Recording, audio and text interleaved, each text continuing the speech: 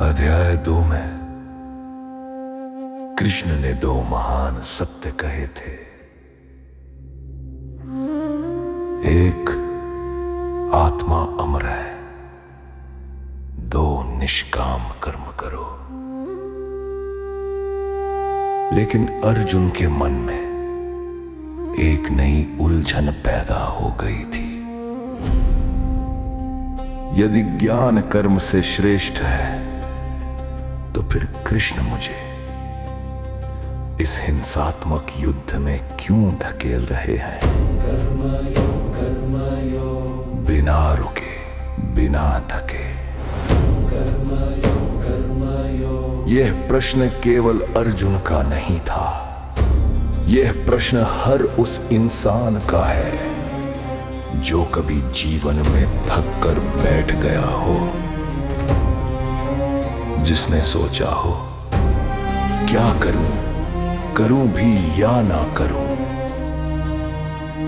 हे जनार्दन, हे केशव, यदि आपके अभिप्राय में ज्ञान कर्म से श्रेष्ठ है तो फिर मुझे इस हिंसात्मक कार्य में क्यों लगा रहे हैं? आपके वचन मुझे परस्पर विरोधी लग रहे हैं। मेरा मन भ्रमित हो गया है। कृपया स्पष्ट बताएं, कौन सा पथ मेरे लिए उत्तम है? ये था अर्जुन का सबसे तीखा सवाल,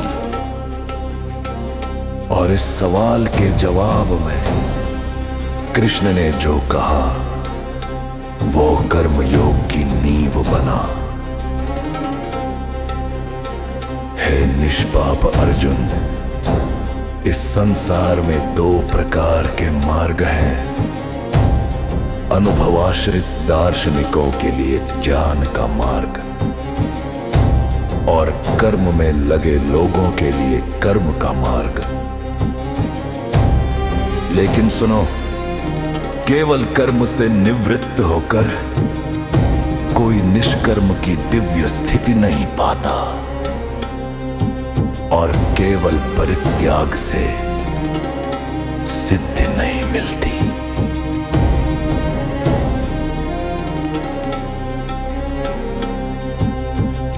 कृष्ण ने एक और गहरी बात कही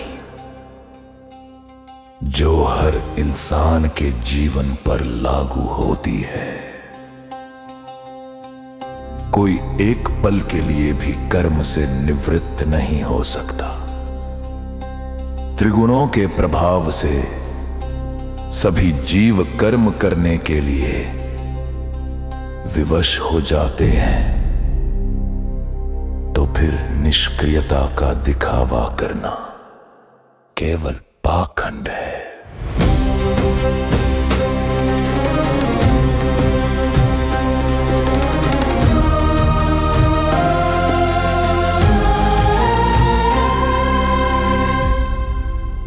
ये सुनकर अर्जुन समझे कि निष्क्रियता कोई विकल्प नहीं है। बैठे रहना भी एक कर्म है, भागना भी एक कर्म है। तो फिर क्यों न वो कर्म करो जो धर्म के अनुसार हो? कर्म करो, कर्म करो, रुकना कोई राह नहीं। निष्काम भाव से जो करे वही योगी, वही महान। कर्म करो, कर्म करो, कर्म करो, करना कोई राह नहीं। और तब कृष्ण ने एक खतरे की ओर इशारा किया। वो खतरा था पाखंड का, जो बाहर से इंद्रियों का निग्रह करे लेकिन मन में विषय वस्तुओं का चिंतन करता रहे, वो पाखंडी कहलाता है। लेकिन जो मन के द्वारा इंद्रियों को वश में रख और बिना किसी लगाव के कर्म योग में नियुक्त हो, वो श्रेष्ठतर है।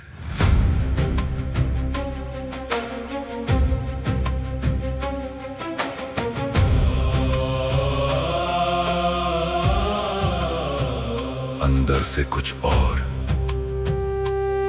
बाहर से कुछ और, ये पाखंड है।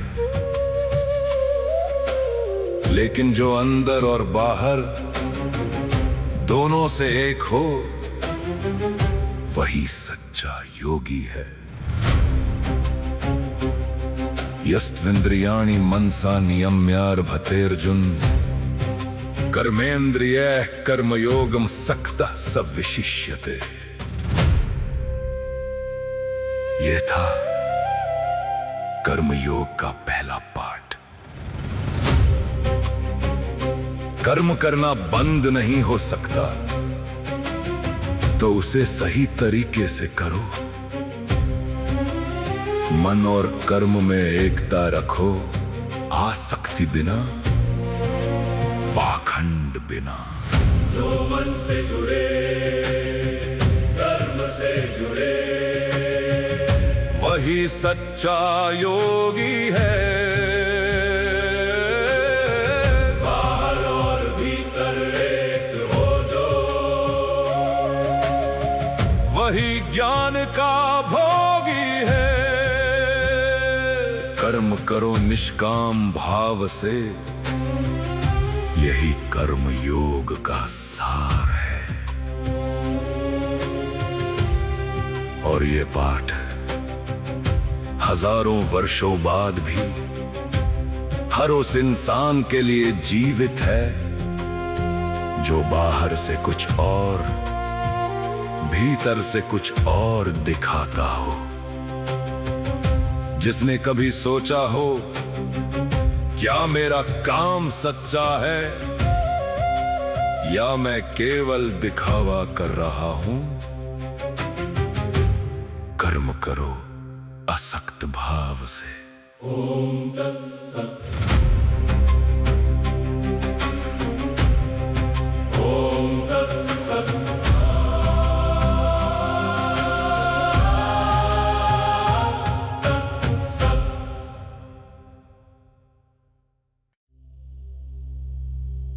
कर्म करना जरूरी है,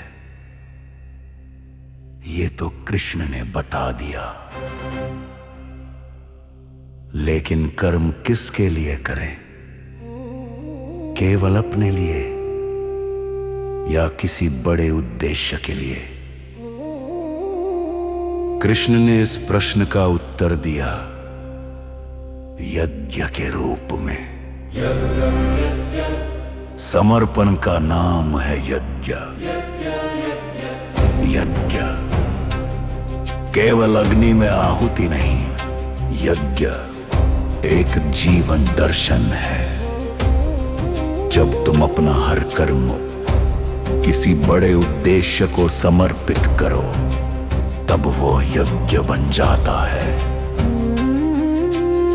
कृष्ण ने बताया कि सृष्टि के प्रारंभ में ब्रह्मा जी ने यज्ञ विधि के साथ साथ मानव जाति की रचना की और फिर कहा, इस यज्ञ के माध्यम से तुम्हारा कल्याण हो, तुम्हारी सभी कामनाएं ये पूरी करे।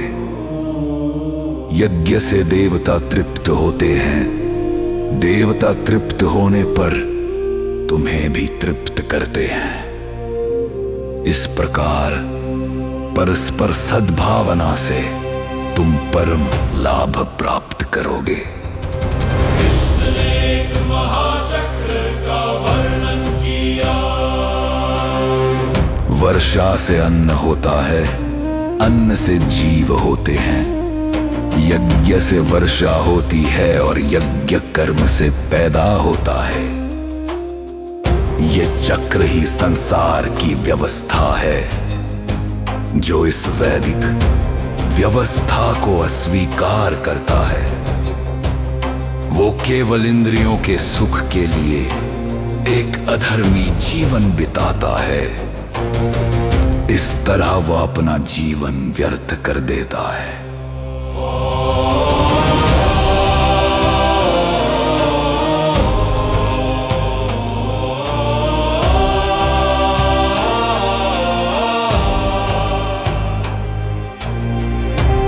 और तब कृष्ण ने वो बात कही जो सुनकर अर्जुन स्तब्ध हो गए। हे पार्थ, तीनों लोकों में मेरा कोई कर्तव्य नहीं, मुझ में कोई अभाव नहीं, मैं कुछ पाना नहीं चाहता। फिर भी मैं कार्य में नियुक्त रहता हूं। यदि मैं कार्य करना छोड़ दूं तो सब लोग मेरा ही पथ अपनाएंगे और अपने निर्धारित कर्मों की अवहेलना करेंगे। सोचो स्वयं कृष्ण जिन्हें कुछ नहीं चाहिए, जो पहले से सिद्ध है वे भी कर्म करते। तो फिर हम कर्म से क्यों भागे? स्वयं कृष्ण करते हैं कर्म, तो हम क्यों रुकें? समर्पण से जो करे कर्म वही जीवन को मुक्त करे। यज्ञ है जीवन, यज्ञ है कर्म, यही संसार का महाचक्र है।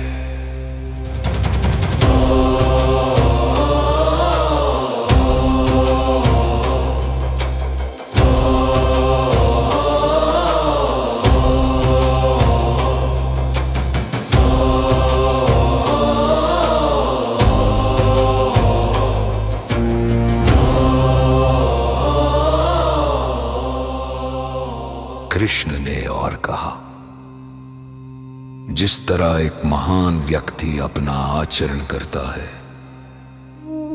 सामान्य जनता भी उसी तरह उसका अनुसरण करती है। जनक आदि महान राजाओं ने अपने निर्धारित कर्मों के निष्पादन द्वारा परम सिद्धि प्राप्त की।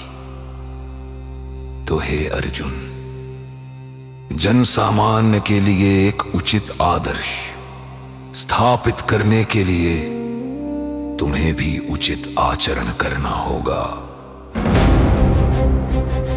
यह था नेतृत्व का सबसे बड़ा सत्य। जो महान होते हैं उनके कर्म दूसरों के लिए मार्ग बनते हैं। जो ऊंचाई पर हों उनकी जिम्मेदारी सबसे बड़ी होती है। यद्यदाचरति श्रेष्ठस्तदेवेतरो जनः स यत्प्रमाणं कुरुते लोकस्तदनुवर्तते। जो बड़ा है उसकी राह सब देखते हैं, जो नेता है उसका काम सब परखते हैं। इसलिए बड़े का कर्म केवल अपने लिए नहीं, उसकी हर एक चाल पूरी दुनिया के लिए है। यह था कर्म योग का दूसरा महान पाठ। कर्म केवल अपने लिए नहीं, यज्ञ की तरह समर्पित करो, और जो महान हो उसकी जिम्मेदारी और भी बड़ी होती है।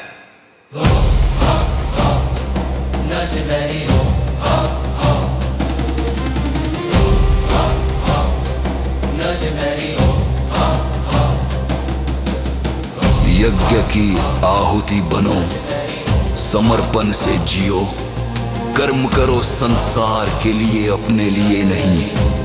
महाचक्र को थामे रखो, यही कर्म योग का सार है। और यह संदेश हजारों वर्षों बाद भी हर उस इंसान के लिए जीवित है जो सोचता हो मेरे कर्म का कोई अर्थ नहीं। कृष्ण कहते हैं हर कर्म जब सही भाव से किया जाए यज्ञ बन जाता है। यज्ञ, समर्पण, ओम तत्सत। यज्ञ, समर्पण, ओम तत्सत।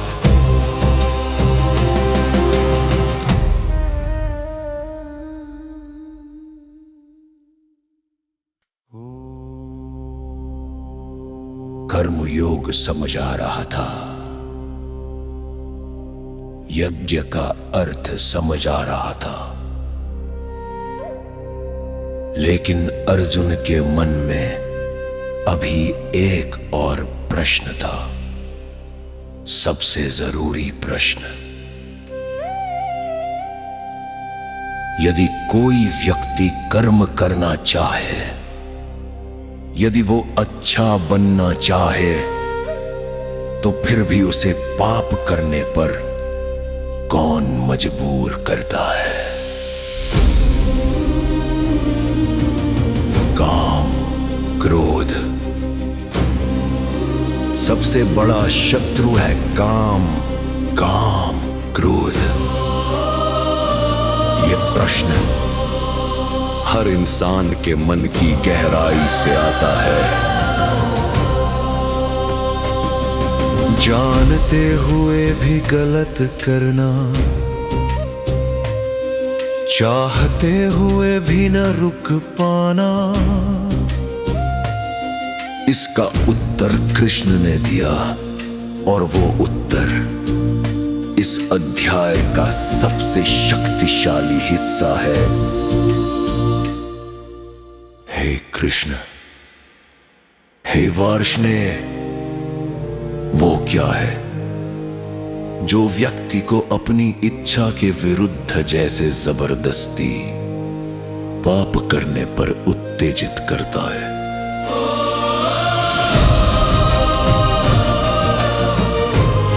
अर्जुन का यह प्रश्न पूरी मानव जाति का प्रश्न था, और कृष्ण ने जो जवाब दिया वो सुनकर आज भी रोंगटे खड़े हो जाते हैं। वो काम है रजोगुण से प्रकट होने वाला काम, जो क्रोध में परिवर्तित हो जाता है। ये जानो, ये काम बिल्कुल ही अतोषणीय है और अत्यंत अमंगलकारी। यही इस संसार का सबसे बड़ा शत्रु है। और फिर कृष्ण ने 3 उपमाएं दी, जो काम की प्रकृति को एकदम स्पष्ट कर देती है। जिस तरह आग को धुआं ढकता है, जिस तरह दर्पण को धूल ढकती है, जिस तरह भ्रूण को गर्भाशय ढकता है, उसी तरह काम जीव की चेतना को ढक देता है।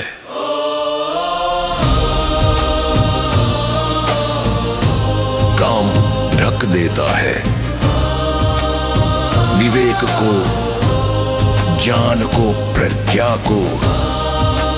और जब ज्ञान ढक जाता है तो इंसान वो करता है जो वो कभी नहीं करना चाहता था। काम ढकता है ज्ञान को, जैसे धुआं ढके आग को। जब विवेक का दीप बुझे तब हर राह अंधकार को। बचो, बचो इस काम से, यही जीवन का सबसे बड़ा संग्राम है।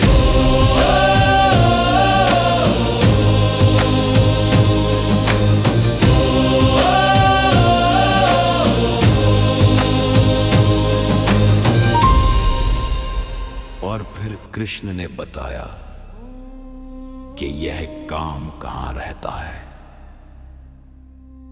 इंद्रिय, मन और बुद्धि यही काम के अधिष्ठान हैं।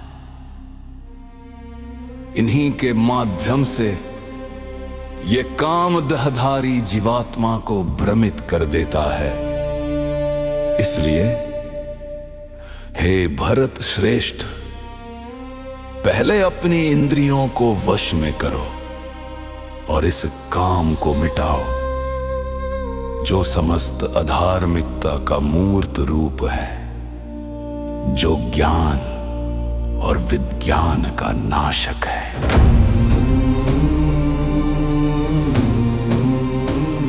कृष्ण ने एक और गहरी बात बताई इंद्रियों की श्रेणी के बारे में।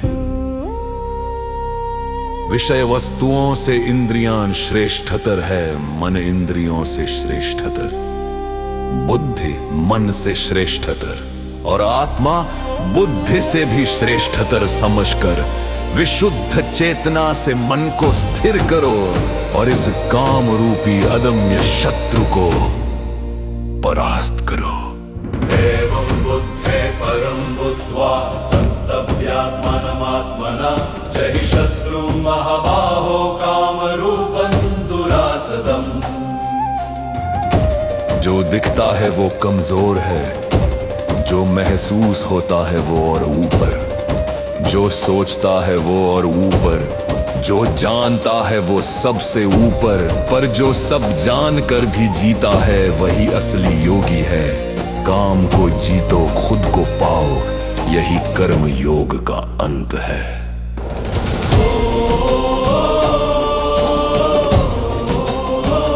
यही था कर्म योग का अंतिम और सबसे गहरा पाठ।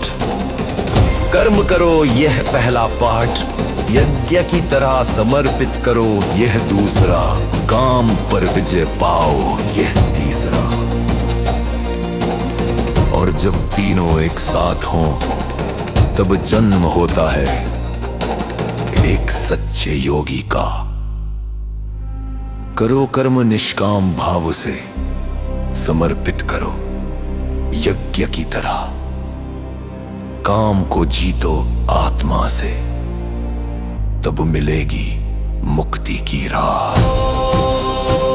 यही कर्म योग है, यही जीवन है, यही भगवद गीता का विधान है।